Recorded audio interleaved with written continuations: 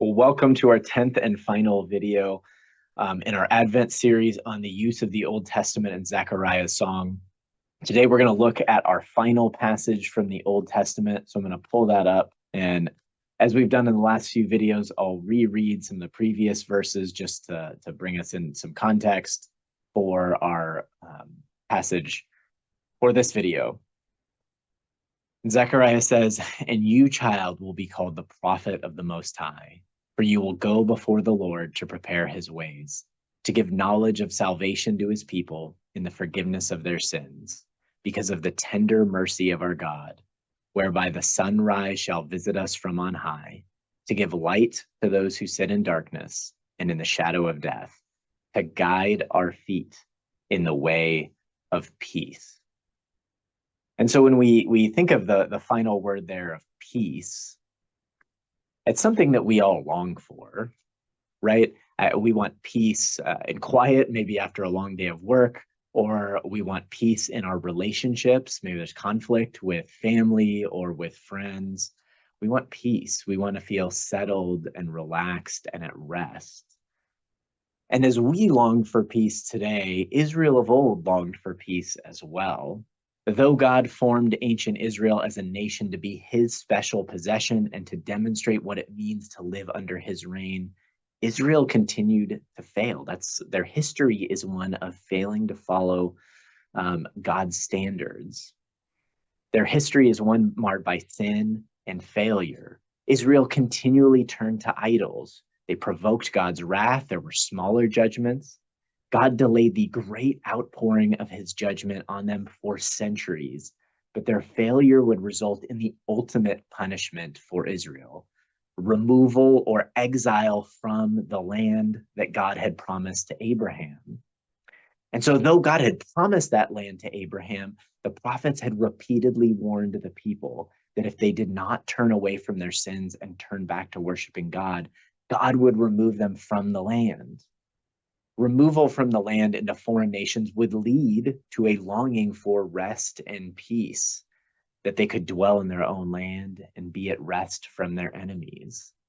After Ahaz, who we saw in a previous video, there came brief periods of revival under Hezekiah and under Josiah, but most of Judah's kings did not promote godly living among the people. Eventually, God uses the nation of Babylon to defeat Judah and take them into exile in the nation of Babylon. So this takes place around 587 BC, over a century after Ahaz was king. Nebuchadnezzar, the king of Babylon, marches against Jerusalem. He destroys the city, he destroys the temple, and he takes many of God's people with him back to Babylon. Isaiah predicted this destruction of Babylon over 100 years before it happened. But Judah failed to heed the warnings given by Isaiah and given by most of the other prophets. And when people read Isaiah, they often think it's very pessimistic, right? That he predicts judgment, not just the judgment by Babylon, but just smaller scale judgments because the people are not following God. But Isaiah's predictions are not entirely pessimistic. Though he predicts that Judah will go into exile, he also predicts hope for them as well. Isaiah chapters 40 through 55 detail how God would remedy two of Israel's problems. The first problem, of course, is the physical exile. The people are in captivity in Babylon. So that's the first problem that Isaiah predicts God will fix, is their physical exile. But the second problem Isaiah also talks about is their spiritual exile, their continual sin and inability to follow God's law. So to remedy these two problems, Isaiah chapters 40 through 48 Isaiah prophesies that Cyrus, who has not been born yet, would deliver the people from their physical exile in Babylon. Cyrus becomes the king of Persia, and as Isaiah predicted, he is the one who releases the people of Judah and allows them to return to their land from Babylon. So God uses a ruler who did not know him. Cyrus was not a Jew. He was not a believer in the God of Israel. God uses someone who did not know him to bring his people back to the land he promised them. But a return to the land does not actually solve the problem of the exile.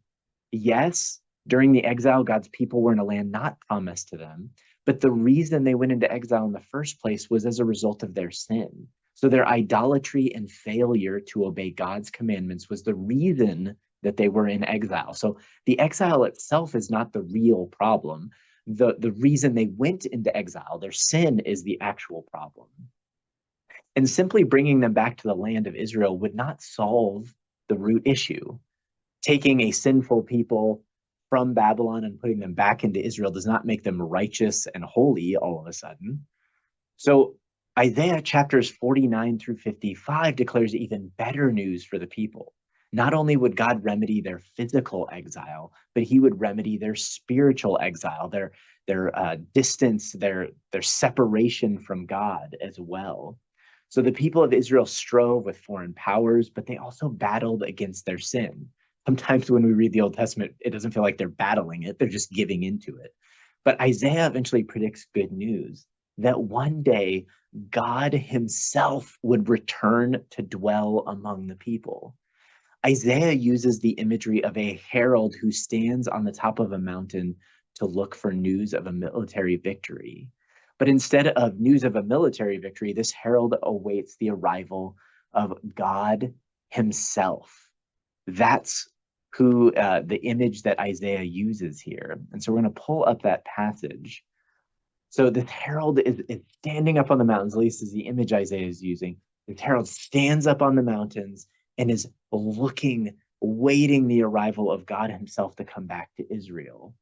And it says this: how beautiful upon the mountains are the feet of him who brings good news. So this is the herald who goes up on the mountains to look, who publishes peace, who brings good news of happiness, who publishes salvation, who says to Zion, your God reigns.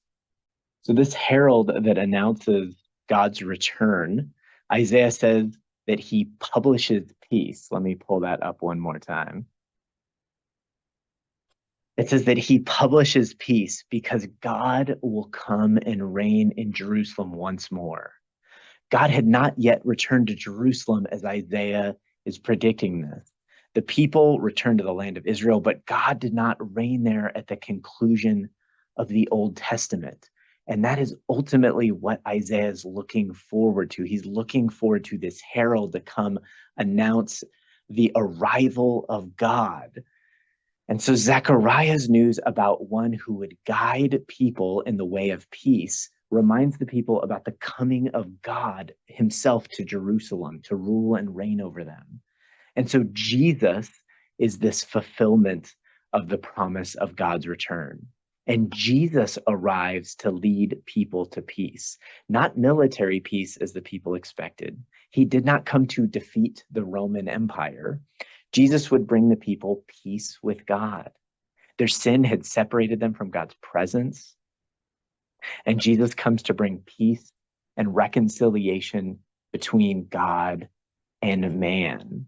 So though their physical exile had been resolved already by the time Zechariah is talking about this, it had been resolved through Cyrus, at this point for hundreds of years, but the sin that led to exile had never been dealt with. And so Jesus comes to defeat sin and remedy their spiritual exile. Jesus is the one who inaugurates peace that has eluded mankind since Adam and Eve in the Garden of Eden. And Zechariah celebrates how Jesus would lead them to peace, that Jesus is the arrival of God to Jerusalem, to Israel, as Isaiah had predicted, and he will be the one who brings peace. So that concludes our look at the use of the Old Testament in Zechariah's song in Luke chapter 1. I've enjoyed studying how Zechariah is alluding to the Old Testament and the richness that comes with understanding how the New Testament uses the Old Testament. And I hope that it's been a learning experience for you as well as a blessing and helped you see the Bible in all its richness. So I hope you have a Merry Christmas.